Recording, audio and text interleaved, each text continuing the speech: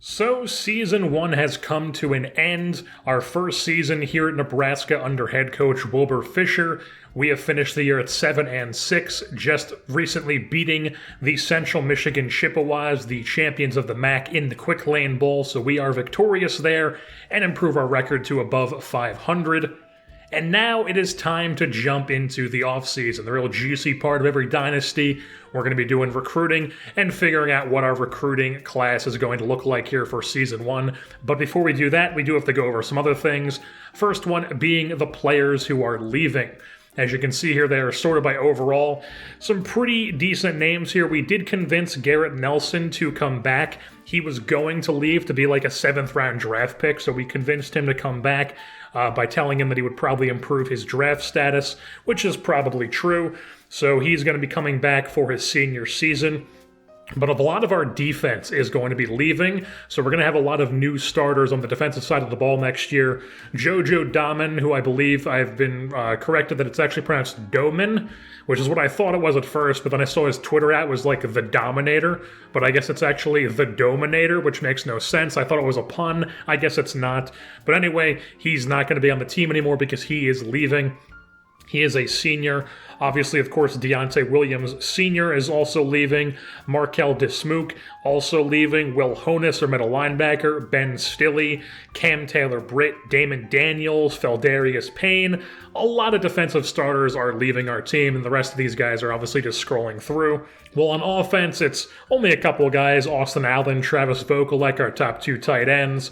And then all of our top 3 receivers, Samori Toure, Omar Manning, and Oliver Martin, are all seniors graduating as well. And then the actual results in the NFL draft, you had Doman went 2nd round, and then Austin Allen went 5th round. Those are the only guys that ended up getting drafted. And now let's move on to the coaching changes. I'm not going to spend too much time going through every single coaching change here, but we are going to go over the important ones. And one thing is worth noting, if you do see on the screen that there's like a coaching change of like a school that I just don't go over, and you're like, why would you not go over Stanford for some reason? It's because they just re-upped their current coach. So you'll see Stanford's on there, and they re-upped David Shaw, so that's why I didn't go over that. So if you see something like that, just assume that the school that I didn't go over that you see on there, they re-upped their current coach. But the coaches that did make changes, we've got LSU. Ed Orgeron has retired, and he is replaced by Luke Fickell of the Cincinnati Bearcats. And then Cincy actually replaced him with Tyson Helton, who was the head coach of the Western Kentucky Hilltoppers, who had the great year with Bailey Zappi and Jareth Stearns. Also, Cal fired their coach, Justin Wilcox, and they hired Pete Golding, who was Bama's defensive coordinator. Virginia Tech fired their coach, and they hired Todd Grantham, who is Florida's defensive coordinator. And then Kirk Ferentz finally retired at Iowa, so they have themselves a new coach. It is Mike Tressel, Cincinnati's defensive coordinator, so he is now the head coach at Iowa. Colorado fired their coach and replaced him with Bill O'Brien, who was the Alabama OC, obviously used to be the Houston Texans coach. And then Missouri, actually one of our rival schools, the Missouri Tigers, hired Jay Johnson, who was Michigan State's offensive coordinator. West Virginia hired Sonny Dykes from SMU. SMU then hired Billy Napier from Louisiana, and this set into motion a bunch of craziness, just a lot of lateral moves going on with Group of 5 schools. But first, we do have to go over Army, who is no longer going to be running the triple option because they hired Kyle Flood, the greatest Rutgers coach of all time. Kyle Flood, Texas OC, becoming now the Army head coach. They're going to be running the spread offense there. Texas Tech, the perfect guy they hired, Oklahoma's offensive coordinator. Texas Tech must always be a team that stinks because they score 45 points a game, but they also give up 65. And now we get into the real juicy stuff. Louisiana replaced Billy Napier with Jamie Chadwell. So he goes lateral move from Coastal Carolina to Louisiana, and that's probably even like a downgrade, honestly, because he's probably just better off being with Coastal. So the Ragin' Cajuns are going to be running some spread option, while Western Kentucky replaced Tyson Helton with Bill Clark, who was at UAB, and the UAB Blazers were really good this year, so he left a good job. Coastal then replaced Chadwell with Brent Brennan, who was San Jose State's head coach. Hawaii fired arguably the worst coach of all time, and they hired Texas's defensive coordinator, the national champions. Kansas hired Tulsa's head coach, Philip Montgomery, and then Tulsa then replaced him with Boise State's defensive coordinator, Spencer Danielson. UAB replaced Bill Clark with UTSA's head coach, Jeff Traylor.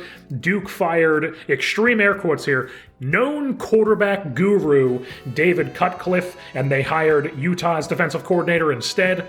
Well, San Jose State hired Cincy's offensive coordinator. UTSA replaced Traylor with Justin Fuentes, who was the head coach who got fired from Virginia Tech. And then Charlotte has hired Coastal Carolina's offensive coordinator. So both the Ragin' Cajuns and the Charlotte 49ers are going to be running the spread option along with us in Season 2. But now if we jump into the recruiting section, we've got the guys who have already committed to us, the guys who have committed earlier, all the way up to the guys who most recently committed. You've got outside linebacker Rich Collier from Nebraska, athlete Dominique Cronin, the #1 recruit in the nation from Nebraska, defensive end Benjamin Cleveland from Nebraska, athlete Joe Hayes, a JUCO athlete out of Hawaii, a JUCO punter, and Andrew Mitchell out of Texas, middle linebacker Eric Reyes out of Kansas, defensive end Brian Rush out of Illinois, halfback Philip Bennett out of Florida, quarterback Drew Morris, a JUCO out of Illinois, halfback Justin Horton out of Georgia, wide receiver David Wilson, a JUCO out of Kansas, and then you had the offensive guard and Marcus Pugh out of California. So now getting into the actual points that we gave our guys here heading into signing day. Adam Pearson, we bumped him all the way up to 1,350 points. He has actually the most points we're giving out, him and John Bonner. But first, Adam Pearson, we've got a 200 lead on him for West Virginia and then a 500 lead on Missouri. Wide receiver John Bonner, we also put 1,350 into him. And we have almost a 1,000-point lead on Ohio State, and nobody else is really interested in him. Athlete J.J. Williamson, 1,150 points. He's the guy we're trying to steal at Tuscaloosa. We are literally the only team showing any interest in him at all, so looking pretty decent for us. Free safety Nick Roth, a JUCO. We got 1,000 points into him, a decent lead on Army. Hopefully we're able to convince him to come play right away at a Big Ten school instead of a service academy. Outside linebacker Mike Davis, 750 points. Bama's making a run at him, but there's other guys that we prefer over him, so I didn't put that many points into him, but 750 is still respectable. Athlete Dane Scott, he is a potential quarterback for us, 850 points into him. We're essentially the only school showing interest, so we're sitting pretty good on him. Then we got center Ben Hunt, 500 points into him, and also guard Kyle Johnson. We've been unlucky with the O-line, so we're now targeting these 2-star guys who, aren't the worst, but definitely not our first options that we've been going after. Strong safety Corey Hall, 400 points into him. Massive lead on everybody else. Strong safety Charles Parks, we have 900 points on him. We're the underdog, but hopefully we just want him more than West Virginia and Northwestern does. Free safety Shane Dunn, 500 points on him. Close race between us and Tulsa mainly, but we are in the lead. Defensive Allen Garrett Small, 250 points on him. Massive lead. Also the only school showing interest. And then there's athlete A.J. Butler, only 350 points into him. We're the only school showing interest, and he was a late add to the recruiting board, so I don't desperately want him, but if we can get an athlete that talented, I won't mind getting an athlete that talented. But let's now see what actually happened on signing day, and the first thing you'll notice is that a couple guys just didn't sign with anybody. Athlete Dane Scott, the guy who we were going to get as an option quarterback, just didn't sign with anybody, and so did Garrett Small, a guy we had a massive lead on, didn't sign with anybody. We were the only school showing interest in both of them, so they must just hate Nebraska for whatever reason. We also lose out on a heartbreaker to Adam Pearson to Mizzou. Mizzou jumped from third place, and they jumped us and West Virginia. They're also a rival, so I'm thinking I'm going to have to add them to the schedule for Season 2. We also lost that on John Bonner, unfortunately. Texas came out of literally nowhere and snagged him. The defending champs get him. It was a 2-horse race between us and Ohio State literally all season, and then Texas was literally minus 14,000 points on him. More than 14,000 points heading into the offseason recruiting. Negative 14,320 points, and they somehow jumped and secured him. And then another heartbreaker, we lose out on J.J. Williamson from Tuscaloosa, but we don't lose him to Bama. We lose him to Florida State, another team that just came out of nowhere. They were literally not even on his interests. They weren't in the top schools at all heading into signing day, and they somehow come out of nowhere and snag him. We did manage, however, to get the JUCO free safety Nick Roth. We beat out Army for him. He should be an immediate starter for us in the 3-3-5, if I had to imagine. We didn't get either of our 2-star offensive linemen late after. Ben Hunt went to Syracuse, and then Kyle Johnson went to Penn State. We did secure a lot of the safeties, though. Corey Hall, Charles Parks, and Shane Dunn on top of Nick Roth, obviously. I doubt any of these three guys play right away, but we did stock up on safeties like we wanted to. A.J. Butler, the athlete we added late to the board, has chosen Oklahoma State, another school that came out of nowhere and just secured a guy. And then we also got a commit from tight end Eric Ray, who we didn't even put any points into signing day, but I guess he wanted to come here nonetheless, so we've got him. And then we did lose out on Mike Davis. He did end up going to Bama, so we lose him, and then also that one offensive tackle we were going after from Nebraska who went to Alabama. So lots of guys going to Bama that wanted to go after. And despite losing out on a lot of the top-tier guys that we were going after, we did still have a very, very solid recruiting class, the number 15 class in all of college football. The top 10 is on your screen right now. As you can see, the number 1 being Oklahoma. And then here are the absolute worst classes in the entirety of college football, the worst being the Akron Zips. And then Louisiana, just way down there on the bottom, doing my guy Jamie Chadwell dirty. And now I figured I would go around and show who are the best classes throughout the Big Ten so we can see maybe who's going to start to get an edge and who's going to come out on the top of the Big Ten here as seasons progress. So the number 2 class in the entire nation belonged to Penn State. Very solid recruiting for them. Lots of 4-star offensive linemen, a couple 4-star receivers, a few 4-star front 7 guys. Number 7 class in the nation belongs to the Rutgers Scarlet Knights. That's that Shiano juice, baby. That's what I'm talking about. They managed to snag a 5-star athlete, and they got 4-star guys as well. Number 9 class was Michigan. 6 4-star recruits headlined their class.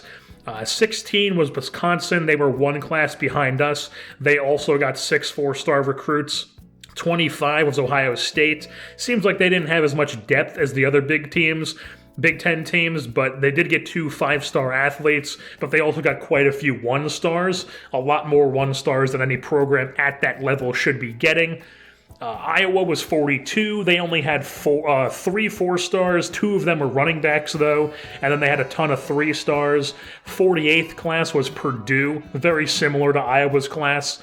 56th class was the Maryland Terrapins, similar to the last 2, but they got quite a few 1-stars as well.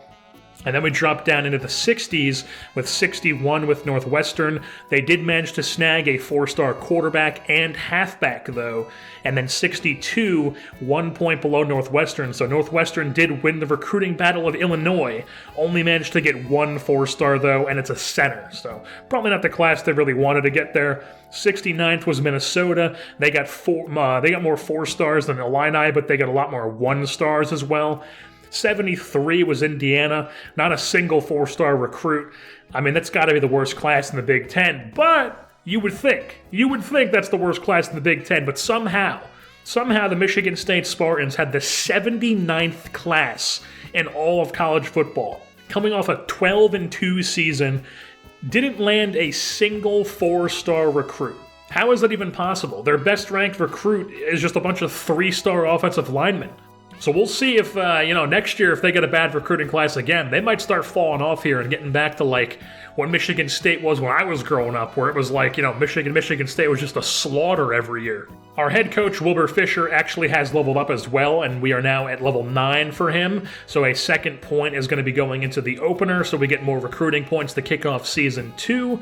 We also got some surprise commits that I didn't see because we just didn't have them on the board, but these are guys I guess we scouted at some point and they just decided to come here. I don't even think I offered scholarships to most of these guys, but quarterback Corey Nichols, who I do remember going after him, he was on the board very early in the season. I scouted him, realized he wasn't good as I thought, so I took him off the board, and I guess nobody else wanted to go after him, and he decided to come here, so we get another quarterback in our class.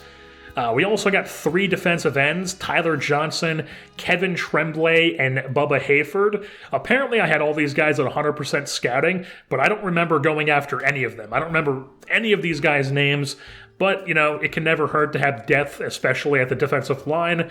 And now before we get into the position changes, on your screen right now is what our current roster looks like overall-wise before player progression. So this is going to be before we change positions for some guys and before we get the bump with the player progression heading into the preseason.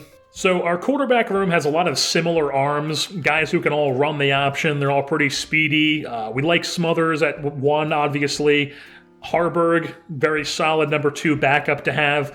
Halfback room is kind of weak, though, behind Ramir Johnson. Not a huge fan of George Irvin Jr., or Gabe Irvin Jr., so I decided to make Dominique Cronin a halfback rather than a quarterback. And him and Johnson will be getting a lot of touches in Season 2. We're also moving Justin Horton to fullback. Not the best overall, obviously, but he's the slowest, biggest halfback we have. So we're putting him there, and we're only going to end up having to get 1 walk-on fullback.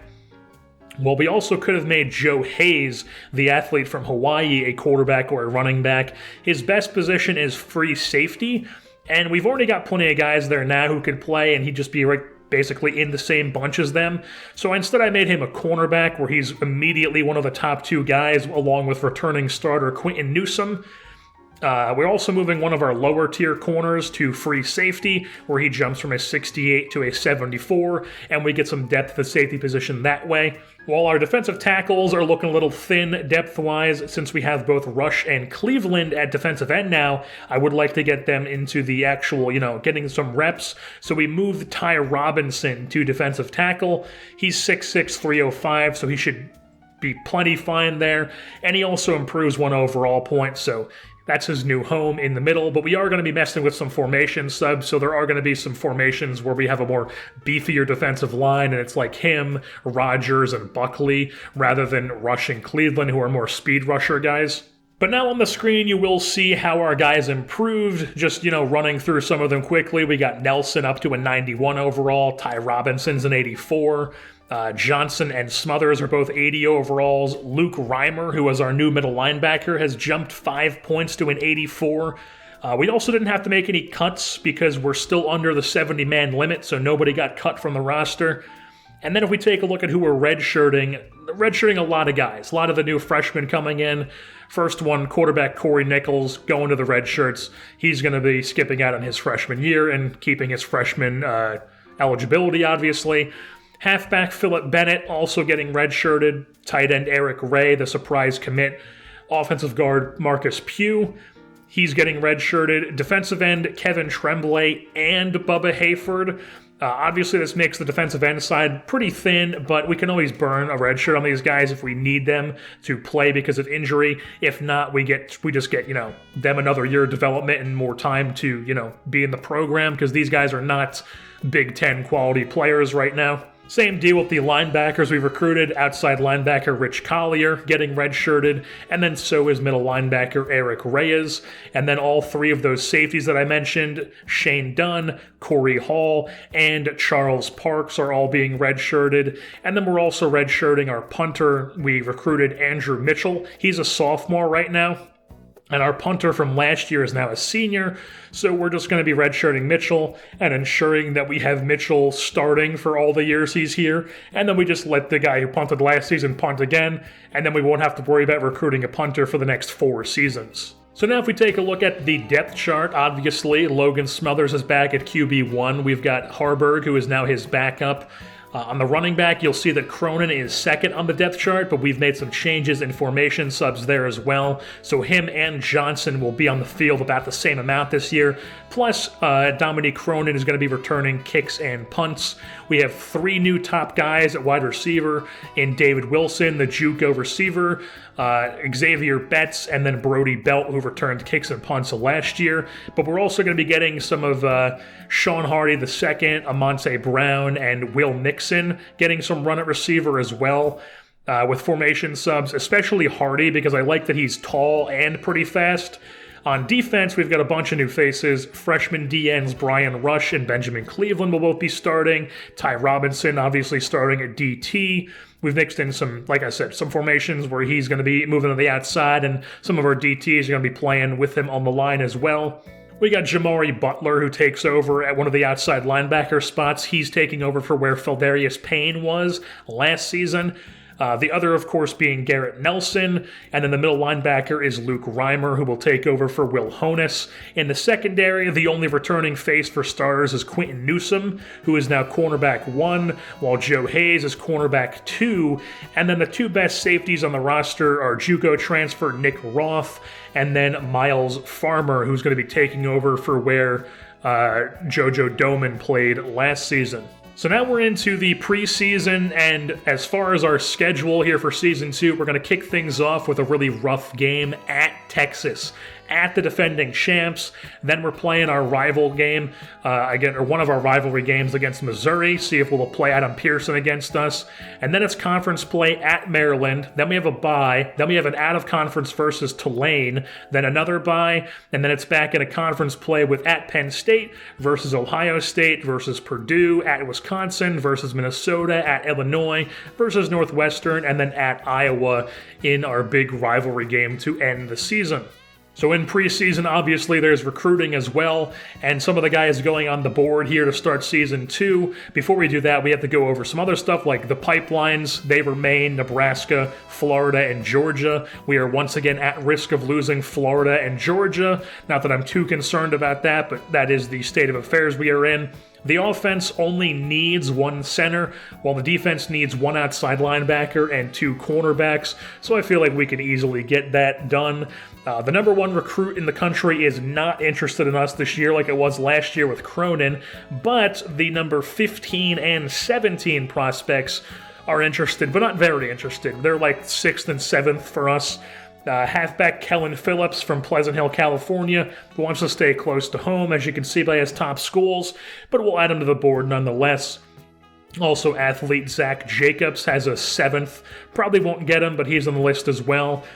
Center Larry Black from Dumont, New Jersey, definitely a guy I want to go after. He has us in his top 3. Beefing up the O-line is a big priority for us, so he's one of the higher priorities. Athlete Chad Jones from Fountain Hills, Arizona. He has us at number 1. We've got Lewis Oliver, halfback from Wilmington, Ohio, where his number 1 option can never have enough good running backs in our offense. Defensive end Terrence Wilson from Socorro, Texas, has us number 1. We've got some very good pitches on him as well, so he's on the list. Another center in Drew Robinson from Elizabethtown, Kentucky, once again beefing up that O-line. And then again, guard John Adams from East Peoria, Illinois. Offensive tackle Edward White from Norman, Oklahoma. We're going to try to steal a guy from the backyard of the Sooners. Middle linebacker Lee Johnson from Idaho, good-sized linebacker. We're at the top of his list. Another Oklahoman in Dan Medlock, a cornerback. He has OU number 1. He has us number 2. And we're going to try to get him. We need corners, obviously, so we're going to try to get him. Only interested in big defensive tackles as well. Mike Brown, 6'6", 351. David Alvarez, 6'5", 328.